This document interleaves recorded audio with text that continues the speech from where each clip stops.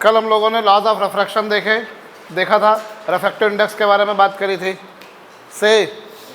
अभी हम लोग देखेंगे एप्लीकेशंस ऑफ स्नेल्स लॉ। अभी ऐसा बहुत कुछ पढ़ने वाला है जो प्रिसाइजली स्नेल्स लॉ पर बेस्ड है, ठीक है। स्नेल्स लॉ क्या था तुम्हारे पास में? स्नेल्स लॉ मैंने बताया आप लोगों को, μ1 sin I is equal to क्या? μ2 sin R। ये स्नेल्स लॉ तुम लोगों ने देखा था स्केलर फॉर्म में, और इसका वेक्टर फॉर्म भी मैंने बताया था तुम्हारे को। वेक्टर फॉर्म क्या है? I cap dot N cap, μ1 into this is equal to μ2 into क्या? R cap cross N cap. I cap क्या है? Unit vector along incident ray. आई कैप क्या है? यूनिट वेक्टर अलॉन्ग, और आर कैप क्या है? Unit vector along refracted ray. और N cap क्या है? Unit vector along normal. बोलिए, ठीक है भाई। ये तुम्हारे पास में क्या है? सेपरेशन लाइन है। इसके इस तरफ तुमने लाइट रे भेजी, मीडियम चेंज नहीं होता तो लाइट रे सीधे निकल जाती, पर क्या हुआ? मीडियम चेंज हुआ। यहाँ पर मैंने क्या ड्रॉ करा? नॉर्मल। और लाइट रे जो है वो कुछ ऐसे निकल गई। यहाँ पर आई जो है वो एंगल ऑफ इंसिडेंस है, और आर जो है वो एंगल ऑफ रिफ्रैक्शन है। That all we have seen yesterday. और इस पर हमने 2 सम्स भी करे थे आखिर में, इनफैक्ट 3 सम्स करे थे हमने। 2 तो शीट के ही करे थे आपने, और एक मैंने मर्जी से दिया था आपको। बोलिए, ये हम लोग देख चुके हैं, ठीक है। अब इसके हम एप्लीकेशन देखेंगे, और इसके एप्लीकेशन में हम पहली बात देखते हैं, जब लाइट रे is propagating from denser medium. कौन से मीडियम से जा रही है? लाइट रे जो है वो डेंसर मीडियम से रेयर मीडियम में जा रही है। लाइट रे जो है it is propagating from denser medium to rare medium, सघन माध्यम से विरल माध्यम में जा रही है। ये रही इंटरफेस लाइन, सेपरेशन लाइन, और ये क्या रहा? नॉर्मल रहा, ठीक है। ये लाइट रे आपने इस पे ऐसे भेजी, ये लाइट रे आपने ऐसे भेजी, ठीक है। अगर मीडियम चेंज नहीं होता तो लाइट रे सीधी की सीधी निकल जाती। अभी इस तरफ का रिफ्रैक्टिव इंडेक्स जो डेंसर मीडियम है उसका रिफ्रैक्टिव इंडेक्स है μ1, और जो रेयर मीडियम है उसका रिफ्रैक्टिव इंडेक्स कितना है? μ2। डेंसर मीडियम का है μ1, रेयर मीडियम का है μ2, और कंडीशन कुछ ऐसे गिवन है कि μ1 की वैल्यू μ2 से बड़ी है। क्यों बड़ी है साहब? जिसकी डेंसिटी ज़्यादा उसका रिफ्रैक्टिव इंडेक्स ज़्यादा। कर यही पढ़ाया गया था मेरे को। डेंसर मीडियम का म्यू ज़्यादा होगा, वो 1 है। रेयर मीडियम का म्यू कम होगा, वो 2 है। सो μ1 एक्सीड्स μ2। μ1 की वैल्यू μ2 से क्या है? ज़्यादा है। बोलिए। और यहाँ जो एंगल ऑफ इंसिडेंस है वो है आई। M I correct? अब मैं लगाता हूँ स्नेल्स लॉ। स्नेल्स लॉ बोलता है μ1 sin I is equal to μ1 sin I is equal to कितना? μ2 sin R। μ1 sin I is equal to कितना? μ2 sin R। कहो, समझ रहे मेरी बात को? μ1 sin I is equal to μ2 sin R। अब यहाँ पर तुम्हें क्या गिवन है? यहाँ तुम्हें गिवन है, चूंकि एक बात तुम पा रहे हो कि μ1 की वैल्यू μ2 से क्या है, तो sin I की वैल्यू और sin R की वैल्यू में कौन ज़्यादा होगा? μ1 और μ2 में ज़्यादा कौन है?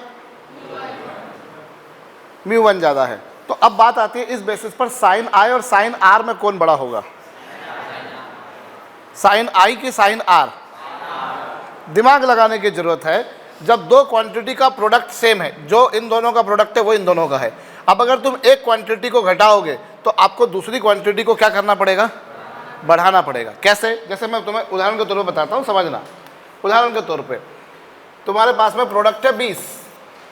अब 20 कैसे होगा? ये 20 × 1 होगा कि नहीं होगा?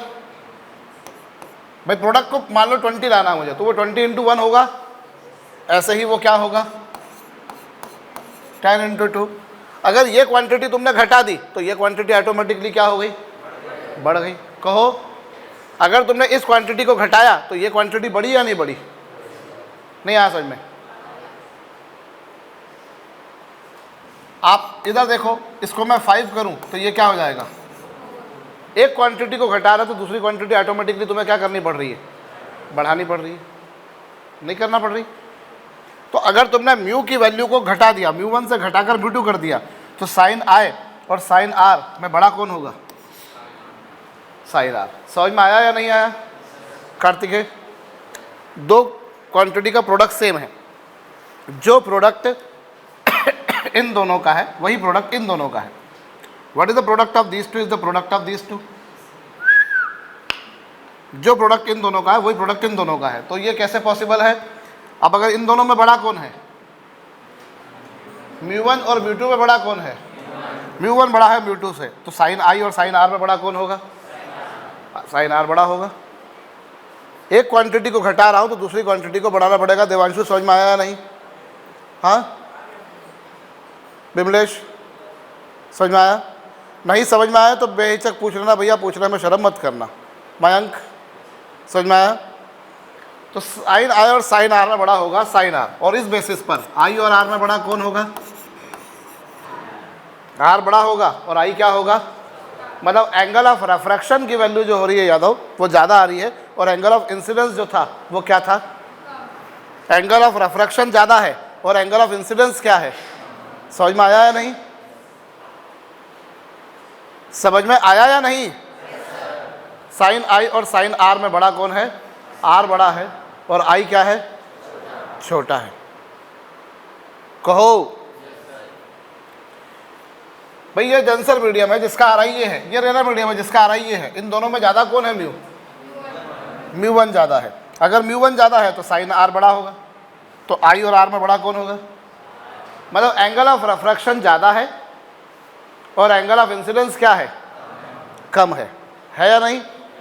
तो अब जो लाइट रे है उसका एंगल ऑफ रेफ्रैक्शन ज़्यादा आएगा। सो जो रेफ्रैक्टेड लाइट रे है आप देख लीजिए, उसका जो एंगल ऑफ रेफ्रैक्शन आ रहा है वो क्या आ रहा है, ज़्यादा आ रहा है। आ रहा है या नहीं? आई और आर में आर बड़ा है, तो आर बड़ा कैसे होगा, ऐसे केस में आर बड़ा होगा ना। लाइट रे कहाँ से कहाँ गई है, डेंसर से रेरर। तो जब डेंसर से रेरर गई तो तुमने क्या देखा, आर की वैल्यू और आई की वैल्यू में कौन बड़ा है, angle of refraction is exceeding angle of incidence. कहो ठीक, करिए।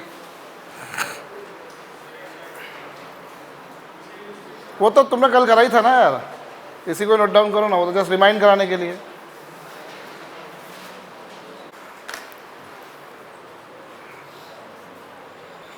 तो लाइट रे जो है इसमें एंगल ऑफ रेफ्रैक्शन ज़्यादा आ रहा है। अगर मीडियम चेंज नहीं होता तो लाइट रे सीधी की सीधी जा रही थी। बोलो जा रही थी या नहीं? यदि मीडियम चेंज नहीं होता तो लाइट रे सीधी जा रही थी। अभी लाइट रे किधर जा रही है, तो क्या हुआ, लाइट रे सीधी जा रही थी, अभी मीडियम चेंज होगा तो लाइट रे क्या हो गई, ऐसी हो गई। ऐसे बैंड हुई है कि नहीं हुई है, कैसे बैंड हुई है, इस तरह से बैंड हुई है। ये क्या है, नॉर्मल। तो इसमें क्या तुमने देखा, इस केस में लाइट रे जो है मीडियम चेंज नहीं होता, लाइट रे सीधी जा रही थी, अब ऐसी हो रही है, मतलब इट हैज बीन बेंट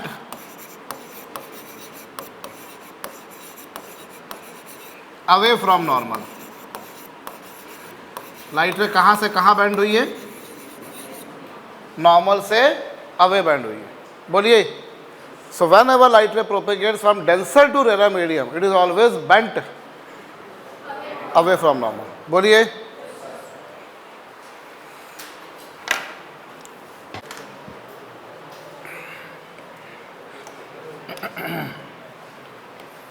दूसरा, अभी अगर लाइट रे रेयर मीडियम से कौन से मीडियम में जाए,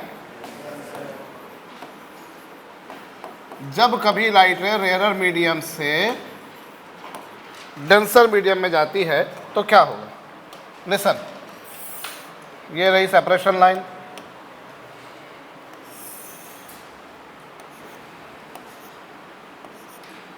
अगर मीडियम चेंज नहीं होता तो लाइट रे सीधी की सीधी निकल जाती, पर मीडियम क्या हुआ?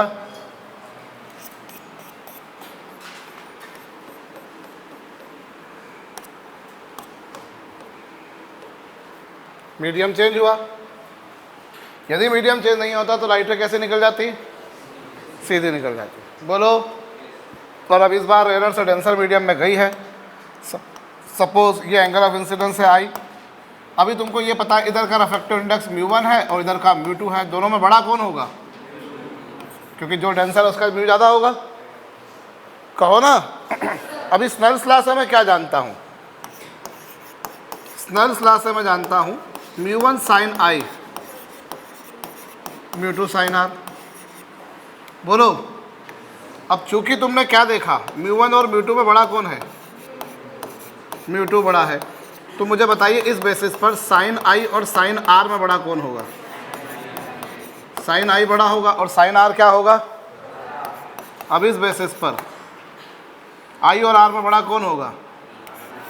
साइन आई और साइन आर में साइन आई क्यों बड़ा हुआ? समझ में आया? जिस तरफ का म्यू कम उस तरफ का साइन वाला ज़्यादा होगा। एक क्वांटिटी कम करोगे दूसरी क्वांटिटी बढ़ जाएगी। तो आई और आर में बड़ा कौन है? आई बड़ा है और आर क्या है? मतलब एंगल ऑफ रिफ्रैक्शन क्या है? एंगल ऑफ रिफ्रैक्शन कम आ रहा है। बोलो ना। तो एंगल ऑफ रिफ्रैक्शन कम आ रहा है मतलब क्या?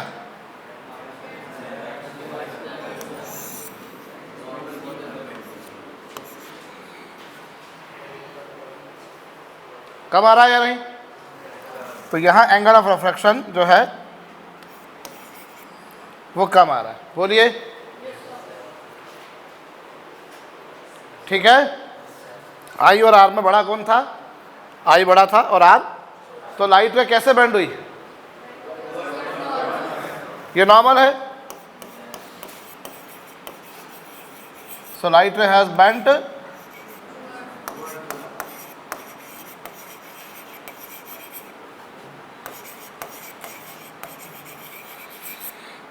Towards normal. से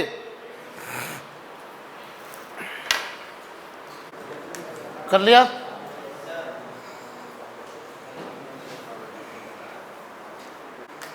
डन। तीसरा केस, जैसे ये तुम्हारे पास सेपरेशन लाइन है और एक लाइट रे इस पर ऐसे नॉर्मली इंसिडेंट हुई, नॉर्मल इंसिडेंट हुई, ये रहा नॉर्मल। अब यहाँ यदि मैं बात करूँ तो μ1 sine I is equal to कितना? μ2 साइन आर। बोलो। अब इस केस में आई कितना आ रहा है? इस केस में आई कितना आ रहा है? 0 आ रहा है। भाई कोई अगर लाइट नॉर्मली इंसिडेंट होती है तो एंगल ऑफ इंसिडेंस कितना होता है? क्योंकि नॉर्मल के साथ में एंगल देखते हैं अपन। अब नॉर्मली ही इंसिडेंट हुई तो नॉर्मल का नॉर्मल के साथ में एंगल कितना? तो आई की वैल्यू 0 और आई की वैल्यू 0 होगी तो पूरा लेफ्ट हैंड साइड जो तुम्हारा है साइन आई वो भी कितना हो जाएगा? तो इससे तुम्हारे पास में μ1 साइन आई की वैल्यू हो गई 0 is equal to μ2 sine R की वैल्यू 0 और μ2 साइन आर की वैल्यू 0।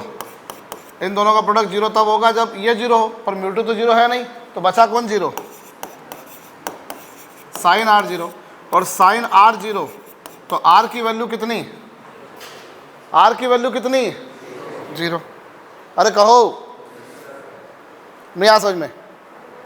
आई रिपीट, μ1 साइन आई की वैल्यू क्यों 0 हुई? आई की वैल्यू 0 तो साइन आई की वैल्यू भी कितनी? 0। तो ये 0 हो गया, तो ये 0, साइन आर की वैल्यू 0 हो गई। और साइन आर की वैल्यू 0 कब होगी?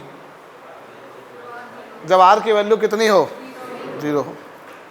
आर की वैल्यू 0 मतलब angle of refraction 0। Angle of refraction 0 का मतलब क्या हुआ? एंगल ऑफ रिफ्रैक्शन की वैल्यू 0, इसका मतलब क्या? नॉर्मली गई है वो। कैसे गई है वो? तो इस केस में क्या होगा? इस केस में लाइट रे सीधी की सीधी निकल गई। बोलो। कोई बेंडिंग हुई? नहीं हुई, नहीं आया समझ में भाई। नॉर्मली इंसिडेंट हुई तो आई की वैल्यू जीरो, क्योंकि नॉर्मल के साथ में एंगल देखते होते हैं वो जीरो है, तो साइन आई की वैल्यू जीरो, तो साइन आर की वैल्यू जीरो, तो आर की वैल्यू जीरो। तो इसका मीनिंग क्या हुआ कि ये सब जीरो है तो ये भी जीरो हो गया, तो साइन आर जीरो, तो इससे आर की वैल्यू भी कितनी हो जाएगी। It means light ray has been incident normally will go normally. Normally आई थी अथर्व, नॉर्मली ही चली जाएगी। सो इस केस में जैसे पिछली बार कभी बर्न हो रही है अवे फ्रॉम नॉर्मल, कभी हो रही है टूवर्ड्स नॉर्मल, इस केस में क्या हुआ, कोई बेंडिंग ही नहीं हुई सर, कोई बेंडिंग नहीं हुई, ठीक है। Is there any bending, light ray has not been bent. समझ में आ रही बात, कर लीजिए, कर लिया।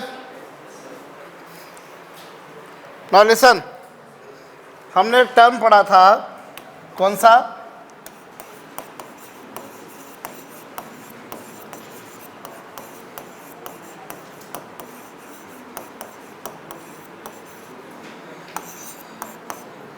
Angle of deviation.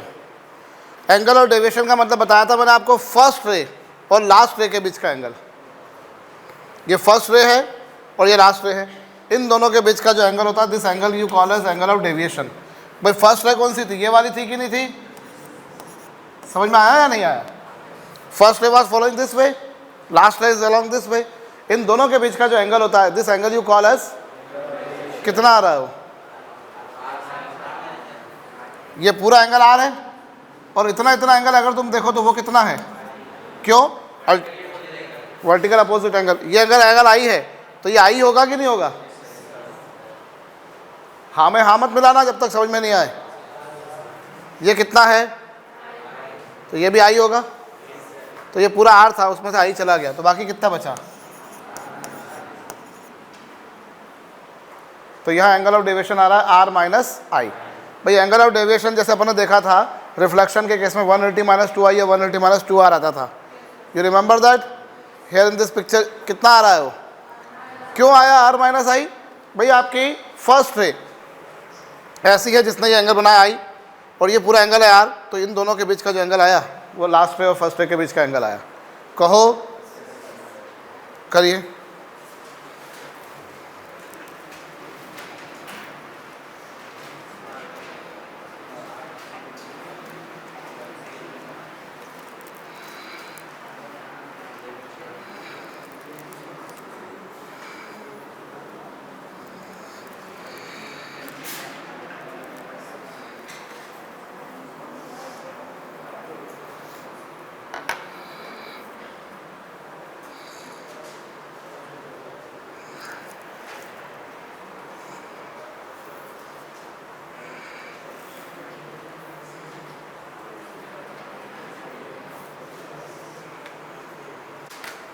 अच्छा, इस केस में एंगल ऑफ डेविएशन कितना आएगा, ये एंगल कितना है, तो ये भी आई होगा, होगा या नहीं होगा, opposite angle, vertical opposite angle. भाई if this is I then this is also I, उसमें से ये गया आर, तो बाकी कितना बचा, आई माइनस आर। कहो,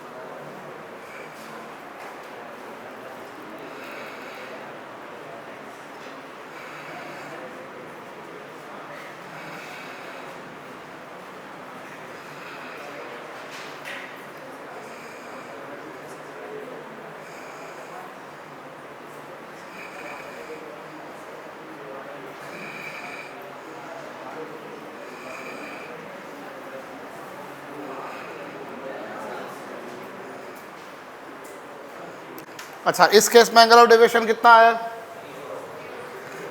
आई भी 0 है, आर भी 0 है, तो एंगल ऑफ डेविएशन इस केस में कितना आ रहा है? 0 आ रहा है। बोलो।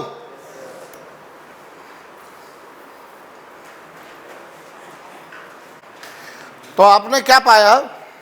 लिसन, आपने ये पाया कि जब लाइट रे डेंसर से रेयर में जाती है तो वो कैसे बेंड हो रही है? Away from normal. बोलो, जब लाइट रे डेंसर से रेयर में जा रही है तो वो कहाँ बेंड हो रही है? Away from normal. और अगर वो रेयर से डेंसर में गई तो वो कहाँ बेंड हुई? Towards normal. बोलो, जब वो डेंसर से रेयर में गई तो वो अवे फ्रॉम नॉर्मल बेंड हुई, रेयर से डेंसर में गई तो वो टूवर्ड्स नॉर्मल बेंड हुई। डेंसर से रेयर में गई तो अवे फ्रॉम नॉर्मल, रेयर से डेंसर में गई तो रेयर से डेंसर, ये इसमें डेंसर से रेयर में गई तो अवे फ्रॉम नॉर्मल। बोलो, और एंगल ऑफ डेविएशन इतना आया, यहाँ एंगल ऑफ डेविएशन कितना आया? ठीक है, बोलो, आ रहा है? और इस केस में एंगल ऑफ डेविएशन क्या आ रहा है? तो एंगल ऑफ डेविएशन का जनरलाइज फार्मूला क्या बनकर आएगा? एंगल ऑफ डेविएशन का जनरलाइज फार्मूला बनकर आएगा मेरे पास, ध्यान दीजिएगा। एंगल ऑफ डेविएशन का जनरलाइज फार्मूला आएगा आई, कभी आ रहा है आर माइनस आई, कभी आ रहा है आई माइनस आर। बोलो, आ रहा है कि नहीं? Sometimes it is R minus I, कभी कभी क्या हुआ, वो आर माइनस आई आया, कभी आया आई माइनस आर। तो इसको जनरलाइज मैनर में कैसे लिखते हैं मुस्कान? इसको जनरलाइज मैनर में लिखते हैं बेटा ऐसा, आई माइनस आर, ऐसा वाला माइनस लगाते हैं। इस माइनस का मतलब क्या होता है? इस माइनस का मतलब होता है यादव, दोनों में से जो बड़ा है, अगर आई बड़ा है कार्तिकेय तो आई में से आर घटाओगे, और आर बड़ा है तो आर में से आई। इस माइनस का मतलब क्या होता है बच्चों, ध्यान देना, हमेशा बड़े में से छोटे को सब्ट्रैक्ट किया जाएगा। किसको मयंक? लार्जर में से smaller has to be subtracted. Understood? Suppose I 30 है और आर 20 है, तो क्या करोगे? 30 माइनस 20। आई 30 है और आर 40 है, तो अपने को उसको पॉजिटिव करके लिखना है, सीधी सीधी बात है। ठीक है, अगर दोनों बराबर हैं तो किसी में से भी किसी को घटा दो, वो 0 आएगा, जैसा कि इस केस में आया। तो इसको मैथमेटिकली ऐसा भी लिखा जाता है, this is another way of writing it, I minus R का मॉडुलस, इसे ऐसा भी लिखा जाता है। ध्यान देना, आप ऐसा भी लिख सकते हो, ऐसा भी लिख सकते हो। दोनों में से जो बड़ा है, क्या करेंगे अनमोल? हम दोनों में से जो बड़ा होगा उसमें से छोटे को सब्ट्रैक्ट करेंगे। If I exceeds R then I minus R, और अगर क्या है हमारे पास में अनुभव, आर बड़ा है तो फिर आर माइनस आई। बोलो, समझ में आया या नहीं? मैं सारे पॉइंट बिल्कुल बेसिक से बताता हूँ, हर किसी को बताता हूँ। ठीक है, दिस आल्सो, ये भी तरीका होता है, ऐसा मॉडुलस करके लिखा, मॉडुलस करके लिखा, इसको लाइनों के बीच लिखते तो क्या बोलते हैं इसको? मॉडुलस करके लिखा अपन ने। तो इसका मतलब होता है हमेशा पॉजिटिव वैल्यू लिखनी है। जैसे 20, जैसे 5 का मॉडुलस क्या होता है, और -5 का मॉडुलस भी 5 होता है। ठीक है, तो एंगल ऑफ डेविएशन जो है that we represent like this, कर लीजिए।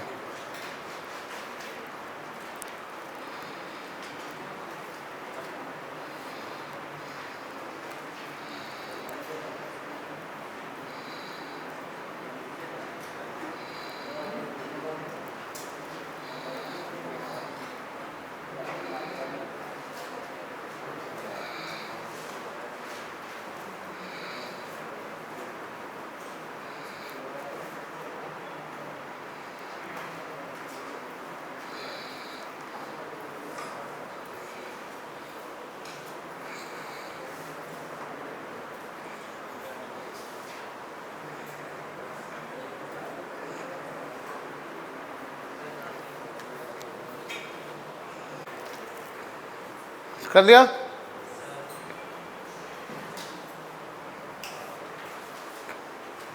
हम अभी एप्लीकेशंस ऑफ स्नेल्स लॉ पढ़ रहे हैं, उसी में हमारे पास में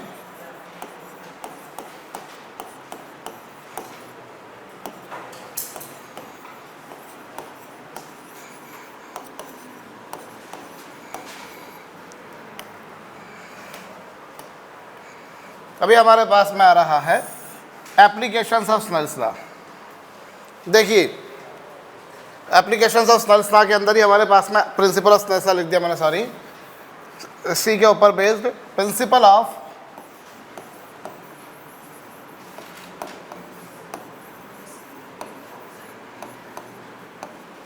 रिवर्सिबिलिटी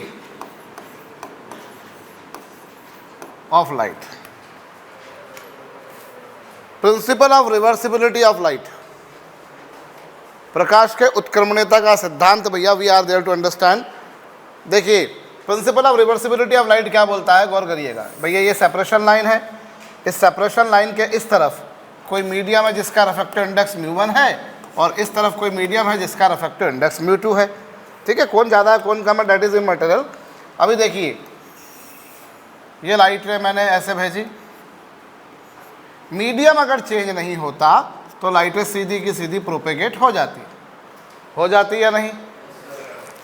ठीक है, मीडियम चेंज हो गया तो लाइट रे बैंड होगी, डिपेंड करेगा। अगर वो डेंसर से रेयर गई तो अवे फ्रॉम नॉर्मल बैंड होगी, और रेयर से डेंसर गई तो टूवर्ड्स द नॉर्मल बैंड होगी, दैट वी हैव सीन से। ठीक है, अभी लाइट रे कुछ किसी भी जाएगी तो ये बैंड हो गई है, लीजिए साहब। ठीक है, अभी इधर एंगल ऑफ इंसिडेंस कितना, एंगल ऑफ इंसिडेंस है I, और एंगल ऑफ रिफ्रैक्शन कितना है, R है। ठीक है, एंगल ऑफ इंसिडेंस I है, तो एंगल ऑफ रिफ्रैक्शन R है। एक मिनट में एक चीज़ बताता हूँ, तुम्हारे को इधर छूट गई है मुझसे। इस केस में अगर तुम ध्यान दो तो तुम क्या पा रहे हो, μ1 sin I is equal to μ2 sin R है, और तुम जानते हो μ1 इस बेसिस पर μ1 अपॉन μ2 इज इक्वल टू क्या होगा, sin R upon sin I होगा या नहीं होगा, होगा कि नहीं होगा भाई। μ1 upon μ2 is equal to sin R upon sin I, और इन दोनों की वैल्यू क्या होगी, 0, और ये भी 0, sin 0 की वैल्यू 0 और ये भी 0। 0 अपॉन 0 आप जानते हो शायद से क्या होता है, नॉट डिफाइंड। सो आप देखिए ये वो तरीके है जिसमें आपको वो डिफाइंड, और अगर वो डिफाइंड नहीं है तो क्या हम इसमें, ये डिफाइंड है क्या, बोलिए। पहली बात, इस केस में कोई बेंडिंग नहीं हुई, या दूसरी भाषा में यूँ कहा जाए कि इस केस में कोई डेविएशन नहीं हुआ ना डेविएशन, इस केस में डेविएशन 0 आ रहा है। ठीक है, और ये वो केस है जिसमें आप देख रहे हो 0 अपॉन 0 आ रहा है, जो कि डिफाइंड नहीं है। सो इसको दूसरी भाषा में ये बोलते हैं हम कि ये वो केस है in which Snell's law is not defined. ये वो है केस भैया, ऐसा होता है कई बार, वैसे कदम बड़े गिने गिने होते हैं, आदत पड़ जाती है ना अपने को, जहाँ अपन चलते हैं कि अपने को मालूम है वहाँ जाके सीढ़ी आ जाएगी, ऐसा हो जाएगा। वो एक पिक्चर आई थी पहले, आँखें, देखिए तुमने, बहुत अच्छी पिक्चर थी वो। अमिताभ बच्चन जो है वो उसमें चोरी करवाता है बैंक में, ICICI बैंक में काम करता है वो, और उसको आता है गुस्सा एक दिन, वो उसके जो बॉस होते हैं उसको कुछ लताड़ देते हैं वो, तो फिर वो चोरी करवाता है बैंक में। और बैंक में चोरी करने वाला कौन कौन होते हैं, एक अर्जुन रामपाल, एक अक्षय कुमार, और एक और पता नहीं कौन था, और वो तीनों अंधे होते हैं। क्या होता है वो, अंधे होते हैं, अंधे लोगों से चोरी करवाता है वो। तो चोरी होती है, उसके बाद में फिर वो क्या नाम से, चोरी में मालूम पड़ता है कि जिन्होंने चोरी करी वो तो अंधे हैं, तो ये कैसे पॉसिबल है भैया। तो फिर वो मतलब ले दे के कुल मिलाकर वो केस ख़त्म हो जाता है, बोले नहीं चोरी पॉसिबल नहीं है, अंधे लोगों ने किया था। पर वो जो उसमें पुलिस, उसके 2 क्लाइमैक्स, एक्चुअली इस पिक्चर के 2 क्लाइमैक्स आए थे, एक मैंने थिएटर में देखी थी और एक मैंने टीवी पे देखी थी कभी। तो उसमें एक में तो वो होता है कि बाद में वो अमिताभ बच्चन के ऊपर दोष हो जाता है कि भैया इन तीनों अंधों की कोई गलती नहीं, जो काम करवाया था वो किसने करवाया था, अमिताभ बच्चन ने करवाया था। और एक क्लाइमैक्स ऐसा था जिसमें वो चोरी कर लेता है, अमिताभ बच्चन पकड़ा जाता है, वो रिश्वत दे के छूट जाता है। तो ऐसा था वो पिक्चर, बड़ी अच्छी थी वो। तो उसमें बिल्कुल गिन गिन के बताते हैं कि इतने कदम आगे जाओगे तो यहाँ लॉकर मिलेगा, इतने कदम आगे बढ़ोगे तो ऐसा रहेगा। तो वैसे ही कुछ। अब यहाँ आ जाते हैं वापस से। तो ये क्या है भैया, ये वो केस है जिसमें स्नेल्स लॉ डिफाइंड नहीं है। ठीक है, लिख लीजिएगा, ये कर लिया। अब वापस से यहाँ आ रहा हूँ, कितने एंगल पर लाइट इंसिडेंट हुई थी और आर एंगल पे क्या हुई थी वो, तो स्नेल्स लॉ लगाऊं तो क्या लगेगा,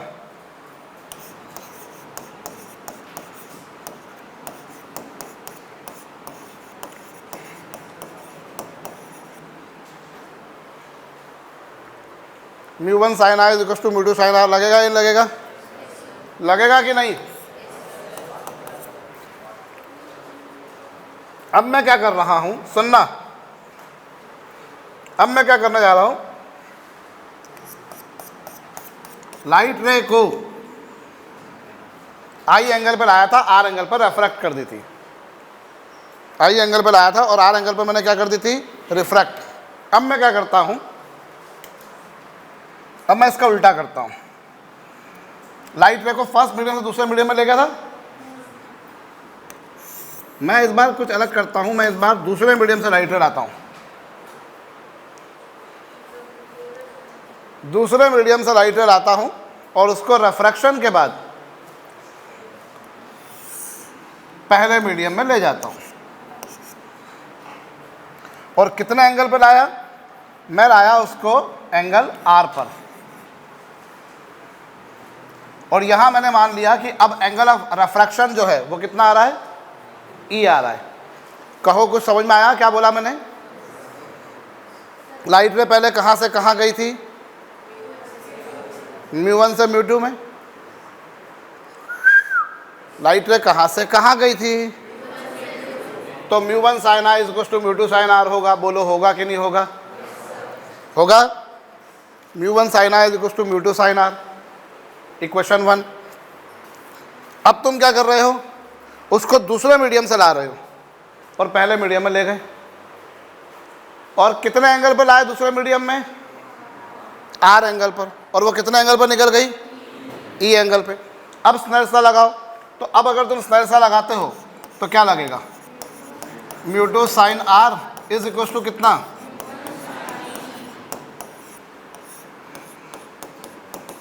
बोलो होगा कि नहीं होगा? सुनाई नहीं दिया मुझको? मैं आई पे लाया, आर पे चली गई, अब मैं आर पे लाया और ई पे चली गई, बोलो। तो अब μ2 sin r is equal to μ1 sin e होगा, होगा। अब इन दोनों इक्वेशंस को तुम जरा देखो, कौन सी इक्वेशंस को, from equation number first and second, इन दोनों इक्वेशंस को देख लो सर आप। μ1 sin i is equal to कितना, इन दोनों इक्वेशंस को अगर आप देखो, पहली इक्वेशन ये थी और दूसरी इक्वेशन ये थी, वही जैसे कल जैसा देखा अपन, मैंने कल एक क्वेश्चन करवाया था तुम्हारे को, बस वैसे ही। a बराबर b है और देखो b बराबर c है, तो इससे क्या आया,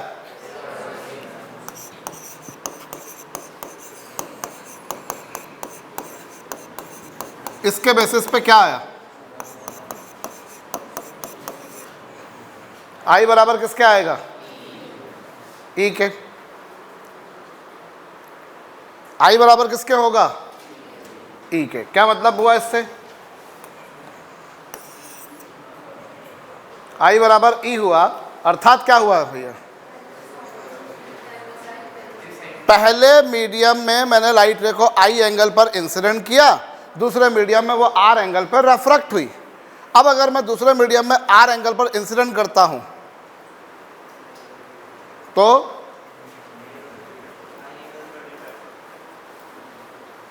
कितने एंगल पर वो रिफ्रैक्ट हो रही है, ई एंगल पर, और ई की वैल्यू कितनी आ रही है, आई आ रही है।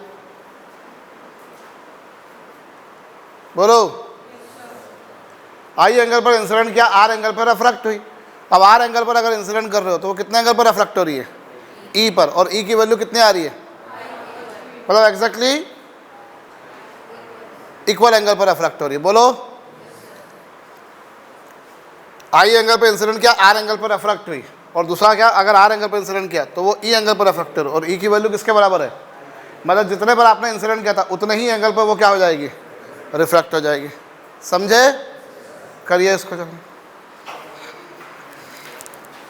मतलब हुआ इसका भैया, आई एंगल पर इंसिडेंट किया था, आर एंगल पर रिफ्रैक्ट हुई। अब अगर दूसरे मीडियम में मैं आर एंगल पर इंसिडेंट करता हूं तो क्या हो रहा है प्रियवंशु, आई एंगल पर ही रिफ्रैक्ट हो रही है, हो रही है या नहीं? इसको जरा अपन मैथमेटिकली समझें, इसको दूसरी एक और तरीके से समझें अपन, कि जैसे ये तुम्हारे पास में एक सेपरेशन लाइन है, you have this separation line, और लाइट रे को तुमने यहां से यहां भेजा, ये लो, ये गई, मीडियम चेंज नहीं होता, लाइट रे सीधी की सीधी निकल जाती। पर मीडियम चेंज हो गया, लाइट रे बेंड हो गई। अब वो डिपेंड करता है अवे फ्रॉम नॉर्मल या towards normal, it depends on the basis की in which direction light ray whether has been propagated from rare to denser और डेंसर टू रेयर से, ऐसा कुछ हुआ। अब मैं अगर क्या करता हूँ, यहाँ आई एंगल पर इंसिडेंट किया था जनाब, आर एंगल पर रिफ्रैक्ट हुई थी। अब मैं क्या करता हूँ, यदि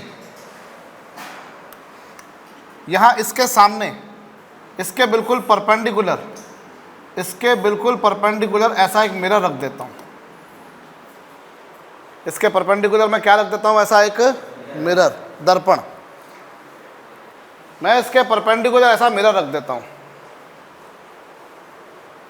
रख दिया मैंने। आई एंगल पर इंसिडेंट किया, आर एंगल पर रिफ्रैक्ट हुई। अब मैं यदि क्या करता हूँ, ऐसा है, अब इसके बिल्कुल परपेंडिकुलर मैंने यहाँ पर मिरर रख दिया, तो मिरर क्या करेगा, जब लाइट रे मिरर पर नॉर्मली इंसिडेंट होती है तो वो क्या करती है, रिट्रेस करती है पाथ को। जब वो नॉर्मली इंसिडेंट होती है तो वो पाथ को क्या करती है, रिट्रेस करेगी। वो जैसे आई थी वैसे की वैसे जाएगी। अब अगर इधर गई तो वापस से फिर क्या होगा, वो ऐसे ही निकल जाएगी। बोलो निकल जाएगी कि नहीं, क्योंकि आई एंगल पर इंसिडेंट किया सर आपने, तो आर एंगल पर रिफ्रैक्ट होती है, तो आर एंगल पर जब इंसिडेंट करोगे तो आई एंगल पर ही रिफ्रैक्ट होगी ना। लाइट का जो पाथ है वो रिवर्सिबल होता है। ये तो रिफ्रैक्शन हुआ है अभी, वरना ऐसे अगर 50 मीडियम भी हों, जैसे ये एक मीडियम है, फिर दूसरा मीडियम है, फिर तीसरा मीडियम है, चौथा मीडियम है, ऐसे लाइन से मीडियम है, medium 1, medium 2, medium 3, medium 4, medium 5, ऐसे इनफाइनाइट मीडियम्स है। और अगर एक में भी तुमने लाइट के पाथ को क्या कर दिया, रिवर्स मार दिया, मतलब रिवर्स मतलब बिल्कुल रिवर्स, तो वो सारे के सारे उसमें ही क्या होगी, रिवर्स होगी। नहीं आया समझ में, ठीक है। लाइट का जो पाथ होता है वो रिवर्सिबल होता है। आपने देखा जब लाइट को जब ऑब्जेक्ट को इन्फिनिटी पर रखा था तो इमेज बनी थी फोकस पर, और ऑब्जेक्ट को फोकस पर रखा तो इमेज बन गई इन्फिनिटी पर। ऑब्जेक्ट को सी इन्फिनिटी के बीच रखा तो इमेज बनी एफ सी के बीच, ऑब्जेक्ट को एफ सी के बीच रखा तो इन्फिनिटी बनी सी इन्फिनिटी के बीच। कहो सो लाइट का जो पाथ है वो रिवर्सिबल है। अगर एक मीडियम में रिवर्स किया, सारे मीडियम में वो एग्जैक्टली रिवर्स मारेगा वो। बोलिए, ठीक है। यहाँ मिरर रख दिया मैंने इसके परपेंडिकुलर। अब इधर आई एंगल पर इंसिडेंट किया था, आर एंगल पर रिफ्रैक्ट हुई। आर एंगल पर इंसिडेंट कर दोगे तो क्या होगा, बोलो, ठीक।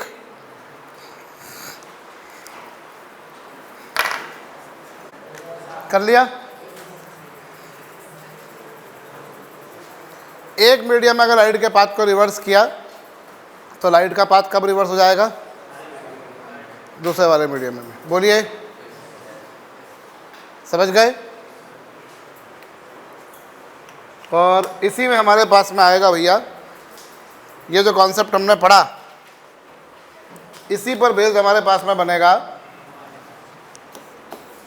हम ये जो भी कुछ पढ़ रहे हैं वो सब कुछ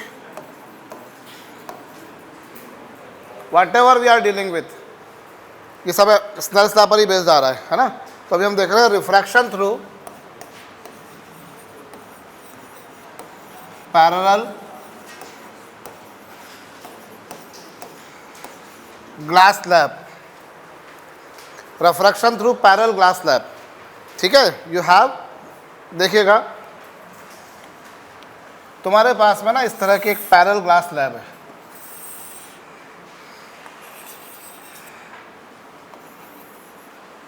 ये पैरेलल ग्लास स्लैब है, इस पे इसकी दोनों फेसेस कैसी हैं, एक दूसरे के पैरेलल हैं। गौर करिएगा, गौर करिएगा भैया। अगर ये इस पे हमने लाइट रे ऐसी भेजी, अगर मीडियम चेंज नहीं होता तो लाइट रे सीधी निकल जाती, निकल जाती या नहीं। अगर मीडियम चेंज नहीं होता तो लाइट रे सीधी निकल जाती। अभी लाइट रे इस पर इंसिडेंट हुई, इंसिडेंट हुई, इंसिडेंट हुई। इस जगह पर मैंने, समझ लेना भैया, इधर दिमाग लगा लेना हो, इधर दिमाग लगा लीजिएगा, बहुत इंपॉर्टेंट बात। और जो भी काम बात कर रहा हूँ मैं यहाँ पर, मैं सब इंपॉर्टेंट ही रहती हैं वो। ये नॉर्मल ड्रॉ करा यहाँ पर, क्या ड्रॉ करा मैंने? नॉर्मल। लाइट रे अगर मीडियम चेंज नहीं होता, लाइट रे सीधे निकल जाती। यहाँ इंसिडेंट हुई, आई एंगल पर इंसिडेंट हुई। जब कभी लाइट रे रेयर मीडियम से डेंसर मीडियम में जाती है तो बड़े बुजुर्गों ने बताया कि वो बेंड हो जाती है टूवर्ड्स नॉर्मल। देखा आपने थोड़ी देर पहले ही, टूवर्ड्स नॉर्मल बेंड हो गई वो। हाँ जी, यहां पर मैंने नॉर्मल ड्रॉ करा। मैंने यहां पुनः क्या ड्रॉ करा? नॉर्मल कर दिया। नॉर्मल ड्रॉ, बोलिए। और फिर यहां पर क्या होगा? फिर यहां से निकली तो जब डेंसर से में जाएगी तो it will bend away from normal. It will bend away from normal. बोलो। तो लाइट रे को आपने आई एंगल पर इंसिडेंट किया। कितने एंगल पर इंसिडेंट किया? आई एंगल पर। और कितने एंगल पर रेफ्रैक्ट हुई? माना कि यहां पर आर एंगल पर रेफ्रैक्ट हुई। अब ये दोनों फेसेस जो तुमको दिखाई दे रही है, दोनों कैसे एक दूसरे के? अब अगर ये पैरेलल है तो इनके जो नॉर्मल ड्रॉ होंगे वो भी पैरेलल ही होंगे। होंगे या नहीं होंगे? If these two faces are normal then obviously these normals are also normal parallel. अब अगर ये एंगल आई है और ये आर है, अब ये आर है तो ये कितना होगा? आर ही होगा। होगा या नहीं होगा? ये आर है, आई एंगल पर रेफ्रैक्ट हुई, दूसरे मीडियम में आर एंगल पर इंसिडेंट हुई। आई एंगल पर इंसिडेंट हुई, दूसरे मीडियम में आर एंगल पर रेफ्रैक्ट सॉरी हुई। अब दूसरे मीडियम में आर एंगल पर इंसिडेंट करी तो क्या हुआ? आई एंगल पर। नहीं आ समझ में? आई एंगल पर जब इंसिडेंट किया बेटा हमने तो वो कितना एंगल पर रेफ्रैक्ट हुई? अब यहाँ आर है तो ये भी आर होगा कि नहीं होगा? क्यों? क्योंकि ये दोनों पैरेलल तो इनके नॉर्मल भी पैरेलल होंगे। तो फिर इसने इस लाइन इसके साथ जो एंगल बना वो इसके साथ में बनेगा। अब अगर पहले मीडियम में आई एंगल पर इंसिडेंट किया, दूसरे मीडियम में आर एंगल पर रेफ्रैक्ट हुई, तो फिर दूसरे मीडियम में जब आर एंगल पर रेफ्रैक्ट होगी तो पहले मीडियम में कितने एंगल पर इंसिडेंट होगी? वो आई एंगल पर होगी। अभी देखना तुमने, पहले मीडियम में मैंने आई एंगल पर इंसिडेंट किया, दूसरे मीडियम में आर एंगल पर रेफ्रैक्ट हुई। अब दूसरे मीडियम में आर एंगल पर इंसिडेंट किया तो वो पहले मीडियम में आई एंगल पर रिफ्रैक्ट हो जाएगी। बोलो हो जाएगी या नहीं? अंडरस्टूड शीतल? समझ में आया? अनमोल? आई एंगल पर बेटा जब पहले मीडियम में इंसिडेंट कर रहे हो तो आर एंगल पर रिफ्रैक्ट हो रही है, तो जब दूसरे मीडियम में आर एंगल पर इंसिडेंट करेंगे हम तो क्या होगा ऋषिका? आई एंगल पर वो रिफ्रैक्ट होगी। यही पढ़ा हमने अभी। बोलो अभी क्या हुआ? इधर आई एंगल पर इंसिडेंट करी, आर एंगल पर रिफ्रैक्ट हुई। दूसरे मीडियम में आर एंगल पर इंसिडेंट करी तो क्या हुआ? हुई या नहीं हुई? तो इससे अपने को क्या सीखने को मिला? ये जो है इस रे को हम बोल देते हैं incident ray. This is incident ray. ये आपतित किरण है जो इस पर इंसिडेंट हुई थी, जो इसमें गई। This ray we call as refracted रे।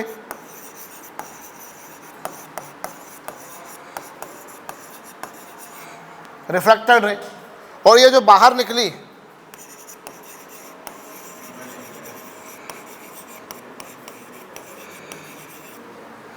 इमर्जेंट रे, वो इमर्जेंट रे है, निर्गत किरण। अरे बोलिए, दैट इज इमर्जेंट रे। तो आपने क्या देखा? आपने इस पिक्चर में ये देखा कि जो इमर्जेंट रे है वो इंसिडेंट रे के क्या है? पैरेलल है। बोलो, इमर्जेंट रे इंसिडेंट रे के क्या है? पैरेलल। क्या मतलब हुआ? ये इंसिडेंट रे थी और ये, ठीक है। So when ever a light रे is refracted through a parallel glass slab, emergent रे जो है वो इंसिडेंट रे के क्या रहती है? मतलब अगर मैं बोलूं तुमसे यहाँ पर जो आखिरी वाली रे है और जो इनिशियल वाली रे है, इन दोनों के बीच का एंगल कितना? कितना एंगल आ रहा है इन दोनों के बीच? पहले वाली रे कौन सी थी? अगर ये स्लैब रास्ते में नहीं आती, अगर ये स्लैब रास्ते में नहीं आती तो क्या होता? स्लैब आ गई, राइट रे से चली गई, तो क्या हुआ इससे? इन दोनों के बीच का एंगल कितना आ रहा है?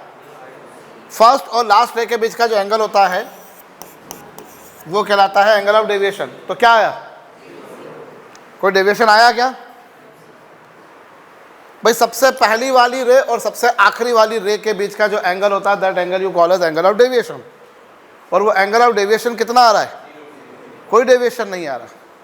केवल इतना सा है कि लाइट रे पहले जिस पाथ पे जा रही थी अब उस पाथ पे ना जाते हुए उसके पैरेलल जा रही है। सो इन दिस पिक्चर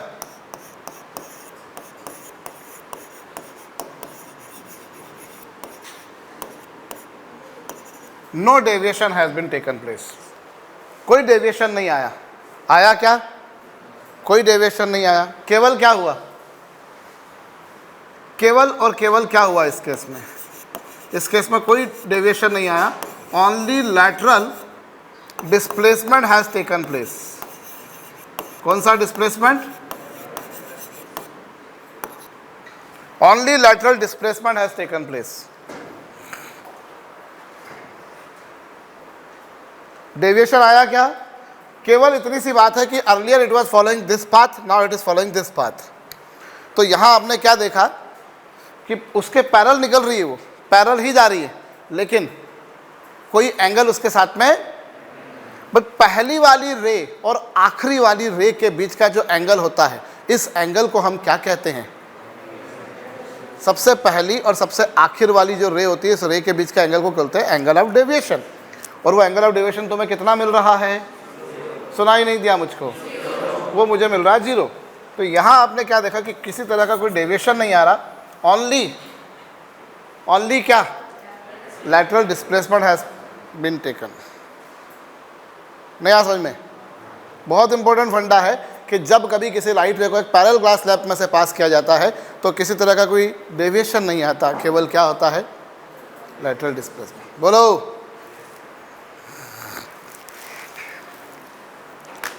तो जब कभी light ray parallel glass slab से रिफ्रैक्ट होती है, ओए, जब कभी light ray parallel glass slab से रिफ्रैक्ट होती है तो क्या होता है? कोई डेविएशन आ रहा है क्या? केवल वो जिस पाथ पे चल रही थी उस पाथ के पैरेलल, उस पटरी को छोड़कर दूसरी पटरी पे चल रही है। तो लैटरल डिस्प्लेसमेंट आया है, लैटरल शिफ्ट आया है। बोलिए, आई बात समझ में?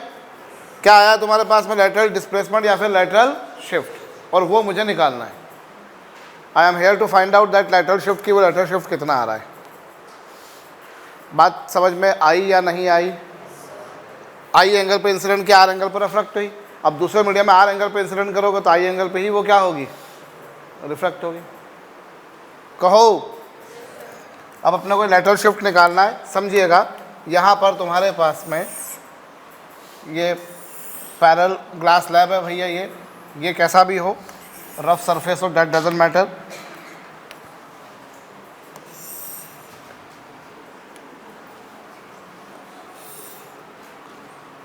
अगर मीडियम चेंज नहीं होता सर, लाइट रे ने सीधे का सीधा, लाइट रे ने सीधा का सीधा निकल जाना था।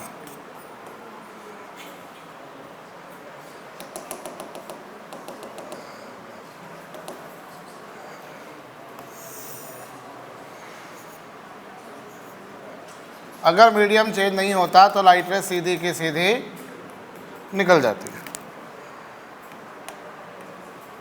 यहाँ मैंने क्या ड्रॉ करा? नॉर्मल ड्रॉ करा। बोलिए, मीडियम चेंज नहीं होता तो लाइट रे सीधी निकल जाती सर।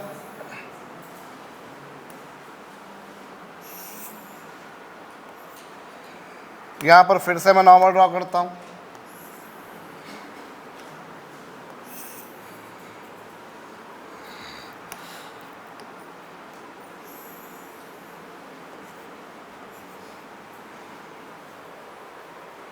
करेक्ट? कितने एंगल पर इंसिडेंट हुई थी? आई एंगल पर। इसको मैं नाम देता हूँ, इस पॉइंट को ए। यहाँ आर एंगल पर रिफ्रैक्ट हुई, ये भी आर होगा, और ये क्या होगा? हमने देखा वो उसके पैरेलल जाती है। हमको यहाँ पर दो चीज़ें दे रखी हैं, ये आई दे रखा है, ये आर दे रखा है, और हमें कहा है कि इस स्लैब की मोटाई है टी और इसका रिफ्रैक्टिव इंडेक्स कितना है। इस स्लैब की मोटाई कितनी है और इसका आर आई कितना है, म्यू है। मुझे इस लैटरल डिस्प्लेसमेंट की वैल्यू, लैटरल डिस्प्लेसमेंट जिसे मैं काम करता हूँ, मैं जिसे मान लेता हूँ x, so I am here to find out this lateral displacement x। मैं इस लैटरल डिस्प्लेसमेंट x की वैल्यू निकालना चाहता हूँ इन चार पैरामीटर के टर्म्स में। कौन कौन से चार? एक तो t, i, म्यू और r। बोलो, समझ में आ रही बात? मैंने क्या बोला? मैं i, r, t और म्यू के टर्म्स में इस x की वैल्यू निकालना चाहता हूँ। t क्या है स्लैब की? अरे t क्या है स्लैब की? आप मुझे एक बात बताइए, अगर ये वाला एंगल i है और ये वाला एंगल r है, तो आप मुझे एक बात बताइए, ये वाला एंगल कितना होगा?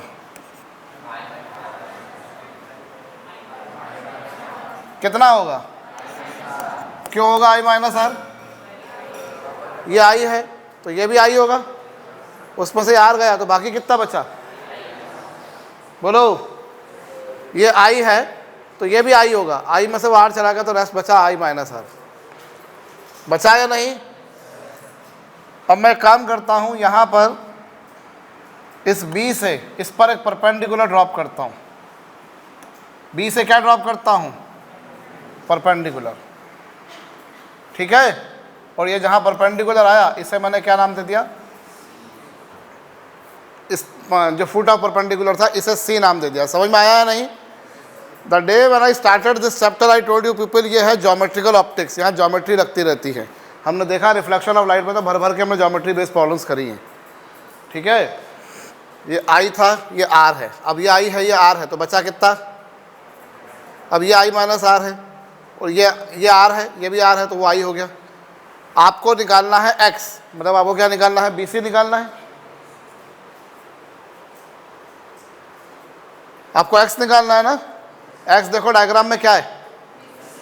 सुनाई नहीं दिया मुझको। मेरे मेरे हाँ में हाँ मत मिलाओ, दिमाग लगाओ कि क्या सच में मुझे BC ही निकालना है। ये दोनों पैरेलल हैं या नहीं है? ये यहाँ पैरेलल नहीं थे क्या? ये और ये पैरेलल है क्या? दोनों यहाँ पैरेलल है, तो ये दोनों पैरेलल चले आ रहे हैं यहाँ से। तो मुझे x की वैल्यू निकालनी है, मतलब BC की वैल्यू निकालनी है।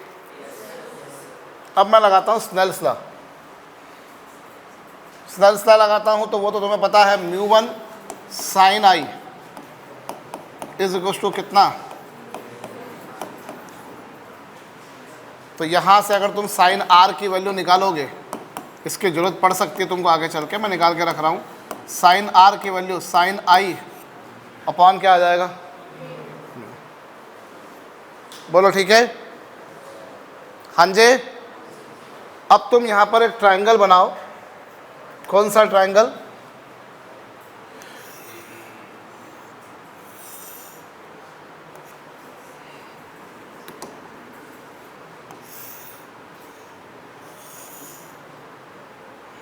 एक ट्रायंगल बनाता हूं मैं। ये क्या है?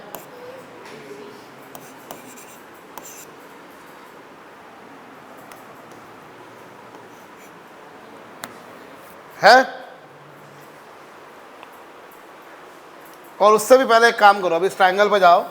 उससे अच्छा तुम पहला काम ये करो, इस पॉइंट को हमने नाम दे दिया D। क्या नाम दे दिया? D। तो मैं पहले ये वाला ट्रायंगल लेता हूँ। कौन सा ट्रायंगल लेता हूँ मैं?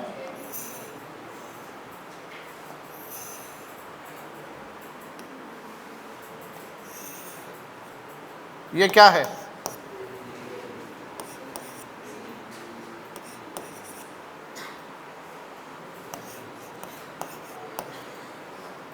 और ये कितना है? T है। कहो कुछ समझ में आया या नहीं आया? अब इस ट्रायंगल में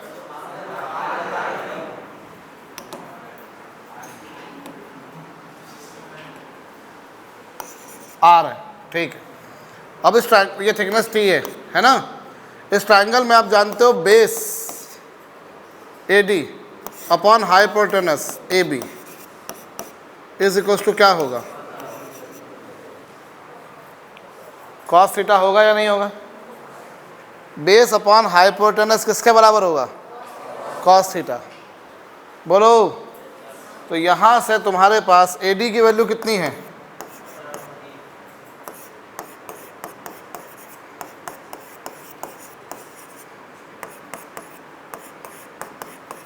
तो AB कितना आ जाएगा,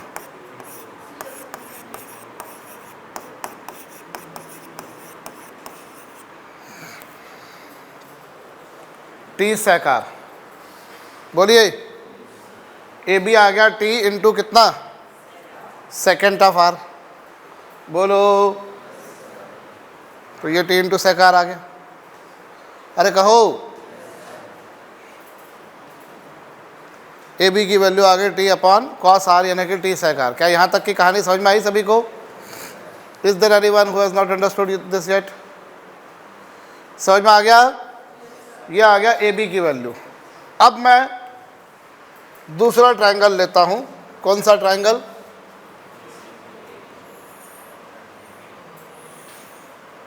ये क्या है तुम्हारे पास, ये क्या है,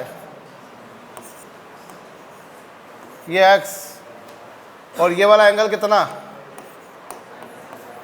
I माइनस R। बोलो है। अब इसमें देखो, तो साइन थीटा, आपको मालूम है एक बात, 90 डिग्री के सामने की साइड क्या होती है, 90 डिग्री के सामने की साइड क्या होती है, तो sine theta is equal to कितना, परपेंडिकुलर अपॉन क्या, sine theta is equal to perpendicular upon hypotenuse. बोलो, साइन थीटा होता है परपेंडिकुलर अपॉन, तो sine I minus R is equal to BC upon this आ गया, और BC यानी कि x इज इक्वल टू कितना, AB इंटू कितना, और यहां से अगर तुम देखो तो x की वैल्यू, AB की वैल्यू कितनी, T सेकार इंटू कितना,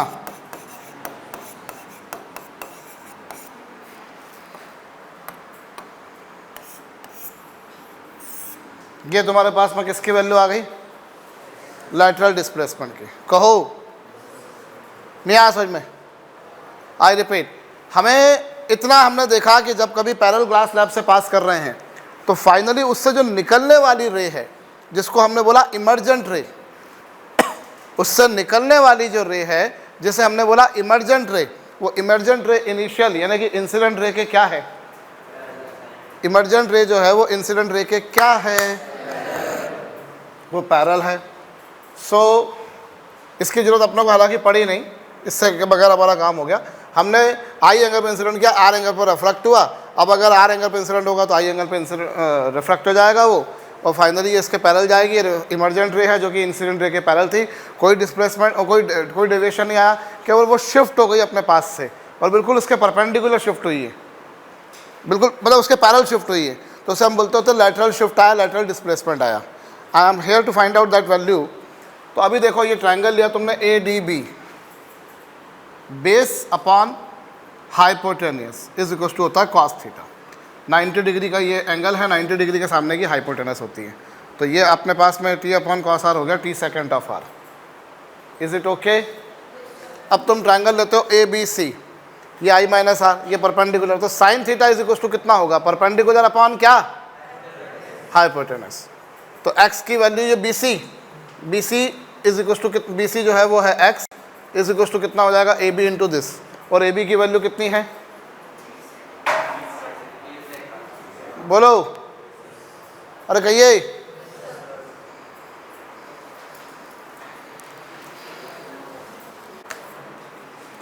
इस केस में कोई डेविएशन नहीं आया, डिस्प्लेसमेंट आया, लैटरल शिफ्ट आई, वो इतनी आई। क्या यहाँ तक सभी को समझ में आया? इसको थोड़ा और हम लिखने की कोशिश करते हैं। x की वैल्यू है T सेकार, सेकार यानी क्या, sine A cos B minus cos ए,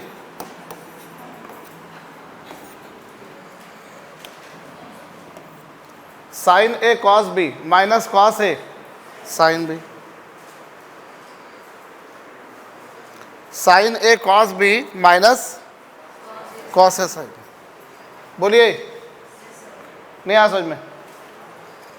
ये एक्चुअली देखो भैया, यहाँ हमारे पास एक आइडेंटिटी है, समझना भैया, ये 11th क्लास वाले ध्यान दीजिएगा। साइन ए माइनस बी की आइडेंटिटी होती है sine A cos B minus sine B. ये ध्यान देना भैया Pratyush, sine A minus B, sine A cos B minus cos A sine B. अब जैसे यहाँ पर क्या था तुम्हारे पास में, साइन आई माइनस आर था, तो ए का काम कौन कर रहा है यहाँ पर, ए का काम कौन कर रहा है, या तो आई कर रहा है, और बी का काम कौन कर रहा है, सुन के हाँ मत करना, अपना दिमाग लगाना, और नहीं हो तो बताना। कार्तिक का समझ में आया बेटा? अभी तुम्हारा क्या लिखा था इससे पिछले वाले पे, तुम ऊपर तुम्हारी कॉपी में देख लो, साइन आई माइनस आर, तो ए का काम कर रहा है आई, और बी का काम कौन कर रहा है, तो sign A cos B minus cos A sign. ठीक है अथर्व? इस कॉस आर को अंदर ले जाओ, ये T sine I cos are,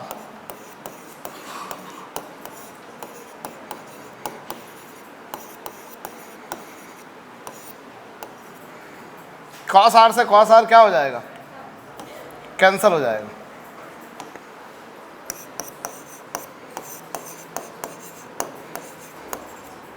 sign I minus क्या,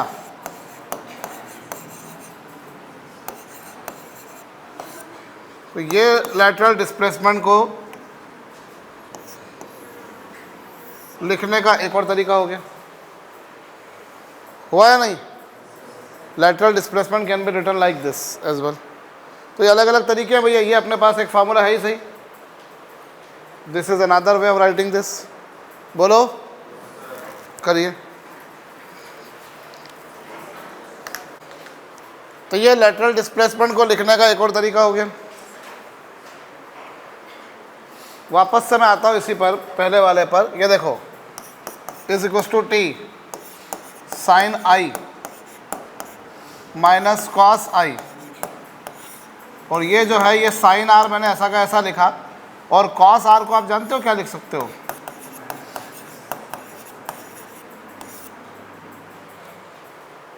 under the root 1 minus sine square R लिख सकते हो।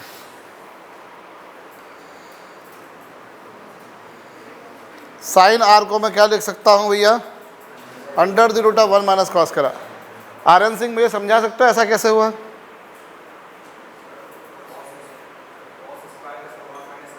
बहुत बढ़िया, शाबाश। हमारे पास में आइडेंटिटी है, क्या आइडेंटिटी है भैया, sine square theta plus cos square theta is equal to 1। तो इस बेसिस पर कॉस स्क्वायर थीटा की वैल्यू कितनी, 1 माइनस साइन स्क्वायर थीटा, और इस बेसिस पर कॉस थीटा की वैल्यू कितनी,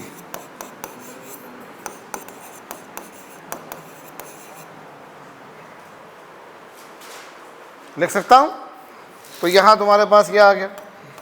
अब देखो ये क्या हुआ, ये है टी, ये sine I minus cos I, sine R की value sine I upon mu लिख सकते हो, जरा देखो वहां पर साइन आर की वैल्यू कितनी है,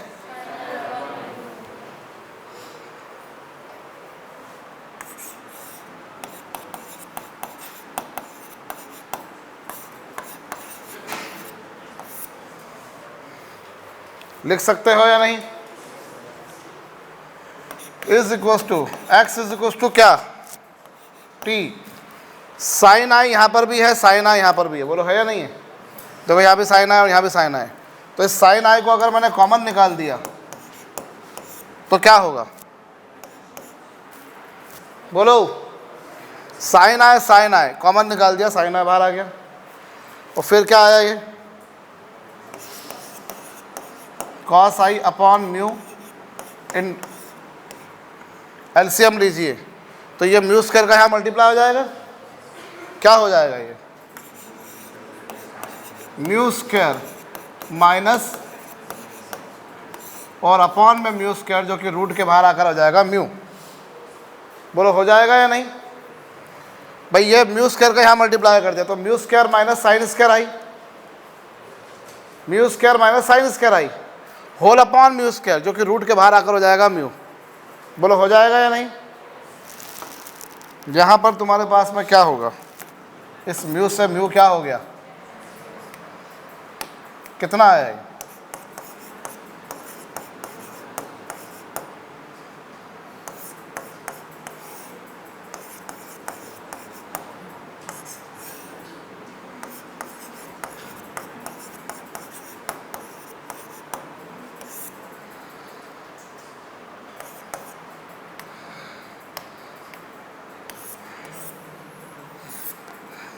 ये तुम्हारे पास क्या आ गया, lateral displacement। कहो, so this is another way of writing this। समझ में आया या नहीं आया भैया। देखो ये जो फार्मूलों के डेरिवेशन हम कर रहे हैं भैया, कई लोग इनको डेरिवेशंस को करने से अवॉइड करते हैं। जब जेई नीट की तैयारी करें तो कई लोगों को लगता है कि तो अपन कर लो, कोई बात नहीं, ऐसे हो जाएगा अपना काम, फार्मूला लगाना अपने को क्वेश्चन कर देना है। पर कई बार हम देखते हैं भैया प्रश्न ऐसे बनते हैं जिनमें आपको फार्मूला कैसे बना, उसमें जो स्टेप्स इन्वॉल्व हुई वो हमको मालूम होना ज़रूरी है। जितने भी नीट एस्पिरेंट्स बैठे हैं वो समझ लेना भैया, अगर आप ये सोचते हो कि आपने बायो लिया है तो आपको मैथ्स नहीं पढ़ना पड़ेगा तो वो गलत फहमी है, पढ़ना पड़ेगा, ठीक है। उसमें मैं कुछ नहीं कर सकता। फिजिक्स का पेपर आना है और फिजिक्स का पेपर आना है तो आपको मैथमेटिक्स पढ़ना ही पड़ेगा। ये तो अभी फिजिक्स की बात कर रहे हैं, हम केमिस्ट्री में भी पढ़ना पड़ता है। अब जो है वो है, मैं उसमें तो अपनी मर्ज़ी से नहीं कुछ कर सकता। इतना आप समझ लीजिए, एग्ज़ाम आपके हिसाब से नहीं होगी, जिस हिसाब से एग्ज़ाम होगी आपको उस हिसाब से अपने आप को तैयार करना है, ये पक्की बात है। और चीज़ों को एंजॉय करोगे तो अच्छी बात है। बचपन में जब इंजेक्शन लगवाते थे तो बुरा लगता था, अभी भी लगता है, लेकिन कभी कभार बीच में ऐसे मौके आए होंगे जब लगा होगा कि यार मम्मी ने, पापा ने, किसी ने समझाया होगा, बेटा तू लगवा लेगा तो जल्दी ठीक हो जाएगा। ऐसा होता है क्योंकि लगता है कि चलो यार ठोस दो यार, अब तो जो होगा देखी जाएगी, तो इसको ठोस लो। समझ में आ रही बात या नहीं आ रही है। जिस सोच से तुम गुजरते हो बेटा, मैं 26 सालों से यही सोच से गुजर रहा हूँ। मैं अभी वही 16 साल का ही हूँ, 2 साल छोटा हूँ तुमसे मैं, ठीक है।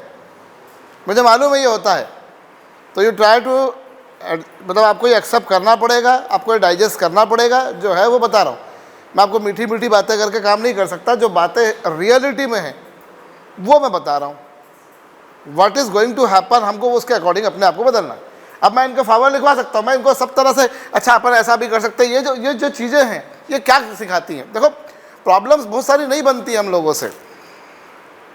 एक स्टूडेंट था मेरा, अर्पित शास्त्री करके, 2001 की बैच में था वो, हिंदी मीडियम का था, सरस्वती शिशु मंदिर, ठीक है। बोला उससे कुछ मतलब उसको प्रॉब्लम दो, वो बड़ा टॉपर था वो उसके स्कूल का। उसको जब भी कुछ क्लास में प्रॉब्लम होता था उसको नहीं आती थी, नहीं बनती थी उसको। लेकिन अगर एक बार मतलब उसको अगर मैंने करा दी, जो भी करा दी, अब उसके बाद में अगर उससे मिलती जुलती कुछ हो जाए तो वो धड़ से निपटा देता था। पहले अटेम्प्ट में फ्रेशर हिंदी मीडियम होने के बाद भी वो IIT JEE में सिलेक्ट हुआ। हमें क्या है, जब हम प्रॉब्लम्स करते हैं तो प्रॉब्लम्स करते समय अच्छा ये भी स्टेप लगाई जा सकती है, अच्छा ये भी स्टेप लगाई जा सकती है। सब जानते हैं साइंस का थीटा प्लस कॉस का थीटा इक्वल टू होता है 1, एवरीवन नोज।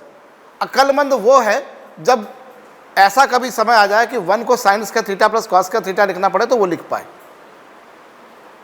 साइंस का थीटा प्लस कॉस का थीटा इक्वल टू 1 होता है, सब जानते हो। लेकिन मैथमेटिक्स में ऐसे कई मौके आएंगे जब तुमको 1 को किससे चेंज करना पड़ेगा, साइंस से, तो वो तुम्हें पता होना चाहिए कि अच्छा ऐसा भी किया जा सकता है। अब अपन जब प्रॉब्लम्स करते हैं तो अपने को मालूम पड़ता है अच्छा ये भी किया जा सकता है, अच्छा ये भी किया जा सकता है, अच्छा ये भी किया जा सकता है। तो मैं वो बताना चाह रहा हूँ इसीलिए, वरना मैं तो 4 फार्मूला लिखवाऊंगा, क्वेश्चन करवाऊंगा, खटाखट 4 महीने में सिलेबस कंप्लीट, जो मोस्टली होता है। और ऑनलाइन में तो यही होता है, ठीक है। बट हम यहाँ पर देखो कि अच्छा कॉस थीटा को मैं अच्छा ऐसा भी लिख सकता था, मैंने इसलिए लिखा ही। भविष्य में तुम्हें ध्यान होना चाहिए कि अच्छा अपन ऐसा भी कर सकते हैं। आपके पास में फंडामेंटल्स नहीं हो तो आप फंडामेंटल्स को बना सकते हो। आप जरूरी नहीं इंटेलिजेंट आप पैदा हुए हो, लेकिन अपने आप को इंटेलिजेंट बना तो सकते हो, बनाने की कोशिश तो कर सकते हो। जो मैं कह रहा हूँ वो समझ रहे हो या नहीं मेरी बात को भैया? It is not necessary that you are a born intelligent, but it is necessary to clear the target examination you have to be intelligent, and for those you can do by making and making practice। तो अपन यहाँ पर ये लिख पाए, इसको लिखा, LCM लिया मैंने, एक एक स्टेप लिखी है मैंने, कोई भी स्टेप डायरेक्ट नहीं लिखी। म्यू स्क्वायर था, उसके रूट के बाहर म्यू कर दिया, म्यू से म्यू कैंसिल हो गया। So this is another way of writing. बोलो, ठीक कर लीजिए।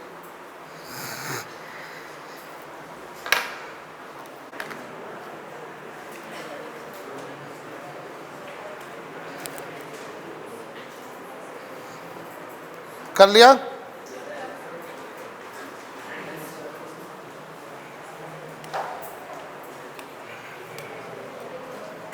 तो यहां तुम्हारे पास x की वैल्यू जो होगी वो हमने अलग अलग फार्मूले बनाए। अब मैं इसमें बताता हूं तुम्हारे को एक और बात। अगर वो जो एंगल ऑफ इंसिडेंस था, कौन सा एंगल, ये जो एंगल आई है, अगर वो एंगल क्या हो, बहुत छोटा हो, if that angle I is very small, I की वैल्यू बहुत छोटी हो, अगर एंगल आई बहुत छोटा हो तो मैं आपको बता दूं साइन आई को आप अप्रॉक्सीमेटली कितना लिख सकते हो, बता चुका हूं पहले ही मैं इस बात को। अभी देखा था ना अपन ने, जब मेजर इक्वेशन डिराइव करी थी तब मैंने बताया था कि थीटा अगर कम हो तो साइन थीटा को आप थीटा लिख सकते हो। तो साइन आई होगा आई, और कॉस आई जो होता है ना उसकी वैल्यू होगी 1।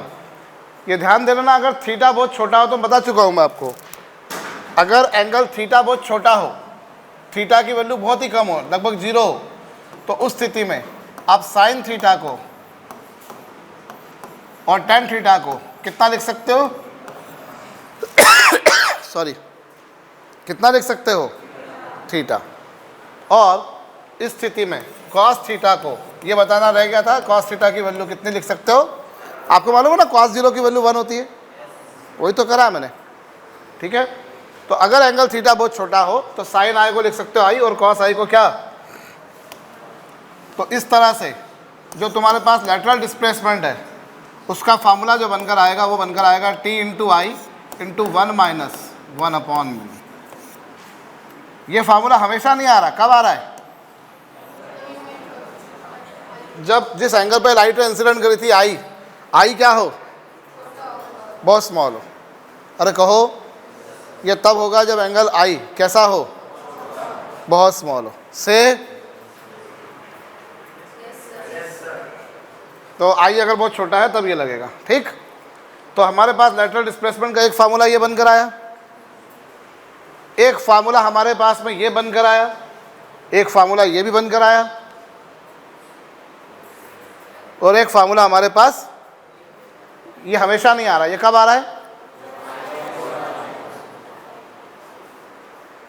एक बात तुम अच्छी तरह से समझ लो कि तुम जिस भी किसी एग्जाम को टारगेट कर रहे हो उसमें सिलेक्शन और रैंक लगने की बात जो है वो सिर्फ एक ही तरीके से होगी, और वही तरीका है, और वो है आपकी सेल्फ स्टडीज़, आपकी पर्सनल सेल्फ स्टडीज़, आपके नोट्स आपके काम आएंगे, बाकी कुछ काम नहीं आएगा। ललित सदाना सर ने क्या पढ़ाया, श्वेता सदाना मैम ने क्या पढ़ाया, मनीष वर्मा सर ने क्या पढ़ाया, अजय खत्री सर ने क्या पढ़ाया, XYZ और जो दूसरे टीचर स्कूल वाले जो होंगे उनका किसी का पढ़ाया कुछ काम नहीं आना। जो काम आना है वो आपके काम आना है, आप ही की सेल्फ स्टडीज़ काम आनी है।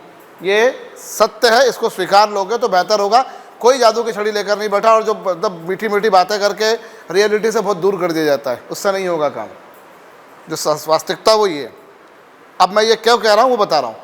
आपने अपने पूरा फार्मूला का डेरिवेशन किया, अपना काम ये है कि क्लास खत्म होने के बाद में एक बार पूरा अपन डिराइव करके देखे, नहीं बनता तो अपन स्टेप्स देखें कि क्या क्या है। उससे क्या होता है, ज़्यादा आप मतलब जैसे क्रिकेट खेल रहे हो, आपके पास अलग अलग बॉल आती है तो आपको मालूम पड़ता है अच्छा ऐसी बॉल को मैं ऐसे ऐसे भी खेल सकता हूँ। Multiple balls you have, multiple ways of shots you have,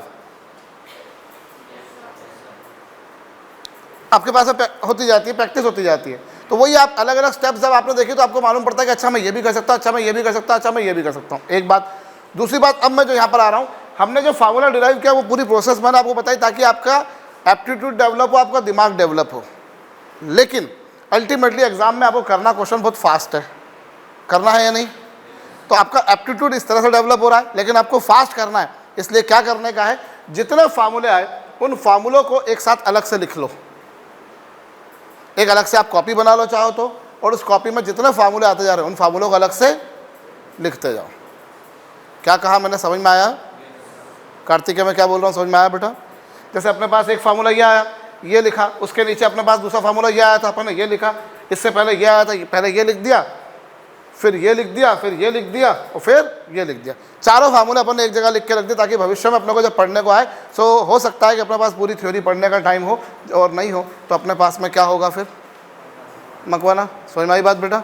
तो जितना आप अपनी अप्रोच को चेंज कर दो। मैं हमेशा से चिल्ला चिल्ला कर बोलता हुआ आया हूँ और हमेशा वही बोलूँगा, क्योंकि परीक्षा को सिलेक्ट करने के जो सिद्धांत आज से 40 साल पहले थे, वही 30 साल पहले थे, वही आज हैं, और आज से 30 साल बाद भी वही रहेंगे, 40 साल 50 साल बाद भी वही रहेंगे। अल्टीमेटली हमेशा वो जो तरीके हैं, वो बेसिक जो चीज़ें, वो हमेशा सेम रहने वाली हैं। सो वॉट एवर फार्मूले आपके पास में है उनको आप अलग से लिखो, उनके नोट्स आप प्रॉपर बनाओ, चीज़ें एक जगह पर एनालिस करके रखो। आपको 50 सोर्सेज से पढ़ने की जरूरत नहीं है, आपको एक सही सोर्स चाहिए और उसी से बार बार करना है। जैसे मैं हमेशा कहता हूँ कि भैया आपको 10 डॉक्टर्स मिलकर आपका इलाज नहीं करते, इलाज आपका एक सही डॉक्टर करता है। ठीक है, 10 डॉक्टर के पास जाओगे उससे इलाज नहीं होगा, सही डॉक्टर के पास जाओगे इलाज एक ही बार में हो जाएगा, वरना जाते रहो।